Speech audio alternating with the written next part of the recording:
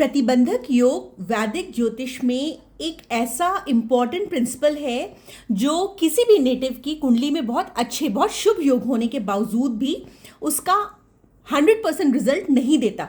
ये हमेशा आपके किसी भी काम में रोड़ा अटकाता है, बाधा अटकाता है, रोकता है, ऑब्स्टिकल्स लाता है, हिंड्रेंसेस लाता है।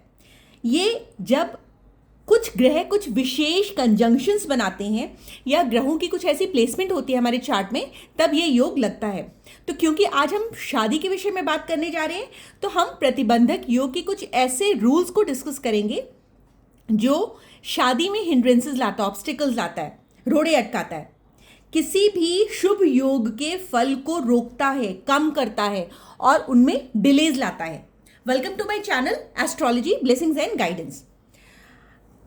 आज हम लोग अकॉर्डिंग टू रूल नंबर 1 ये जानेंगे कि शनि इस योग में कैसे उत्तरदायी होता है। जब भी कभी शनि लगन में बैठा होता है, लगन ये वाला स्थान होता है जहां 2 नंबर लिखा है, वो लगन है। जब भी कभी शनि लगन में बैठा होता है, 7th हाउस में बैठा होता है, या फिर शनि लगन में बैठ करके वक्री हो जाता है और शनि 7th हाउस में बैठ करके वक्री हो जाता है, तो प्रतिबंधक योग लगता है।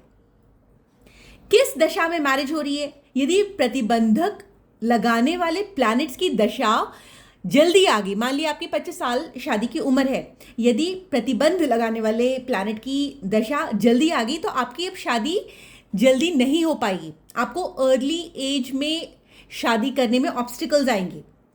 लेकिन यदि इन प्लैनेट्स की दशा बाद में आएगी तो लेट मैरिज के लिए आप यदि सोच रहे हो कि मैं 30-32 साल के बाद शादी करूंगा, तब वो 30-32 का वो 35-40 ऐसे कर देगा।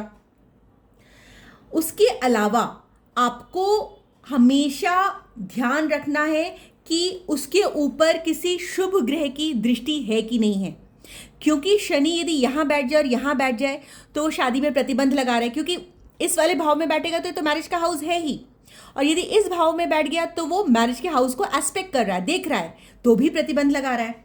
लेकिन यदि किसी शुभ ग्रह की दृष्टि आ गई तो ये योग भंग हो जाता है, कंप्लीटली नहीं, लेकिन शनि अपने दुष्प्रभावों को कम कर देता है, उनका असर कम करने लग जाता है। तो यदि आपकी 30-32 साल में शादी होनी है तो वो 32 साल की जगह 30 ही साल में हो जाती है। नाउ रूल नंबर 2, प्रकाशक ग्रह 2 ग्रह होते हैं। एक सूर्य दिन में प्रकाश फैलाता है, चंद्रमा रात को प्रकाश फैलाता है। तो यदि ये दोनों प्लैनेट सूर्य और चंद्रमा हमारी कुंडली में इस प्रकार से बैठ जाएं कि कम से कम उनमें 5 हाउसेस का डिफरेंस हो, 5 भावों का डिफरेंस हो, तो वो पूरी कुंडली को प्रकाशमान कर देते हैं। तो इस प्रकार से हमारी कुंडली वैसे ही अच्छी हो जाती है और हमको दिक्कतें कम आती हैं। इसके अलावा यदि चंद्रमा शुक्ल पक्ष की पंचमी से लेकर के कृष्ण पक्ष की चतुर्थी तक का हो तो भी कुंडली में बहुत प्रकाश फैलाता है। चंद्रमा की स्थिति जितनी अच्छी रहेगी उतना अच्छा रहेगा। लेकिन प्रॉब्लम कब आती है प्रतिबंधक योग की? जब सूर्य चंद्रमा पर शनि की दृष्टि आ जाए, शनि की दृष्टि से ये दोनों प्लैनेट्स ग्रस्त हो जाए।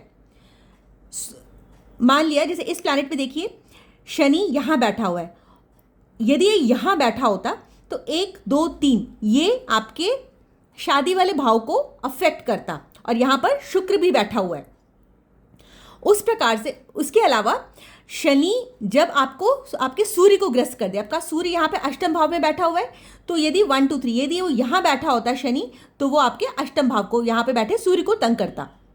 इसी प्रकार से क्योंकि शनि की 3 दृष्टियाँ होती हैं, तीसरी, 7वीं और 10वीं, तो वो यदि किसी भी प्रकार से सूर्य और चंद्रमा के साथ एस्पेक्ट यानी दृष्टि वाला संबंध बना दे तो भी ये इनको इनके प्रकाश देने में बाधा उत्पन्न करने में सहयोग करता है। तो ये काइंड ऑफ दुर्योग ही हुआ। या तो शनि दृष्टि से उनको ग्रस्त कर रहा हो, या फिर शनि उनको युति से ग्रस्त कर रहा हो, या फिर शनि सूर्य के साथ राशि परिवर्तन करे, या फिर शनि चंद्रमा के साथ राशि परिवर्तन करे। शनि की 2 राशियां होती हैं, 10 और 11। सूर्य की राशि होती है 5 और चंद्रमा की राशि होती है 4।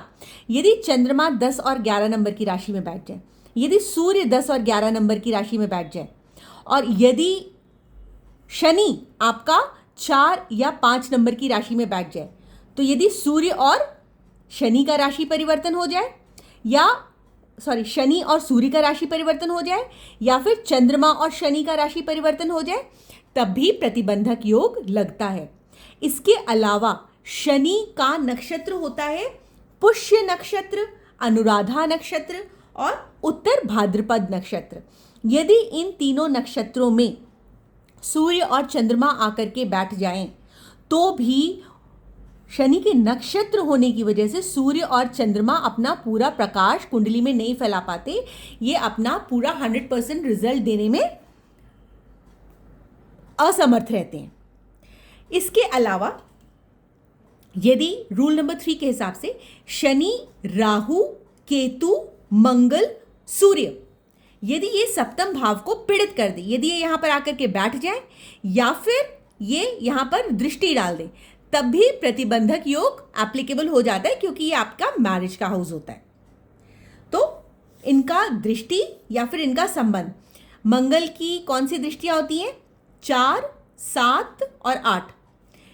शनि की होती है 3, 7 और 10। राहु केतु की होती है 5, 7 और 9। यदि ये दृष्टि से इस हाउस को पीड़ित कर दे या फिर यहां पे आके खुद बैठ जाए, तब भी दिक्कत आती है। रूल नंबर 4 के हिसाब से शनि जो होता है वो दुख का, वैराग्य का, अंधकार का, एग्नीज लाने का कारक होता है। चाहे वो जॉब में लाए, शनि जिस भी भाव में जाकर के बैठ जाता है उस भाव से रिलेटेड आपको पीड़ा लाता ही लाता है, या फिर कहता है उस भाव से रिलेटेड आपको एक्स्ट्रा मेहनत करनी है। चाहे वो जॉब हो, आपकी जॉब में प्रमोशंस हो, प्रोग्रेस हो, फैमिली एनवायरनमेंट हो, बच्चे की प्रॉब्लम हो, या कुछ भी हो, तो कहता है कि आपको उस भाव से रिलेटेड एक्स्ट्रा एफर्ट्स मारने हैं। तो सूर्य जो कि हमारी आत्मा का कारक है, चंद्रमा जो कि हमारे मन का, सोच का, हमारे इमोशंस का कारक है, जब ये दोनों अफेक्टेड हो जाते हैं तो हर चीज मिलने में प्रॉब्लम होती है। सूर्य यदि किसी भी तरीके से, सूर्य, चंद्रमा, शुक्र और सप्तमेश, इस वाली कुंडली में सप्तमेश कौन है? सप्तमेश है सप्तम भाव का स्वामी है मंगल, 8 नंबर की राशि, जो जाके बैठ गया है 8वें नंबर के भाव में। तो सूर्य, चंद्रमा, शुक्र और सप्तमेश यदि 6, 8, 12 भावों में बैठ जाते हैं तो इनकी जो स्थिति होती है वो कमज़ोर हो जाती है। ये अपना 100% स्ट्रेंथ, अपनी पावर नहीं दिखा पाते हैं। तो और ऊपर से यदि इनके ऊपर शनि की दृष्टि पड़ जाए तो फिर और भी स्थिति खराब हो जाती है। तो इस प्रकार से प्रतिबंधक योग के हमने 4 रूल्स देखे। अपनी अगली वीडियो में मैं आपको 4 योग और बताऊंगी, जिनसे आप पता कर सकते हैं कि क्या आपकी शादी में रुकावट आएगी या आपको आफ्टर मैरिज लाइफ में ऑब्स्टिकल्स फेस करने पड़ सकते हैं। वो आप मेरी पार्ट 2 वाली वीडियो में देख सकते हैं। Thank you so much for watching. यदि आपको मेरी वीडियो पसंद आई हो तो please like, share and subscribe ज़रूर करिएगा।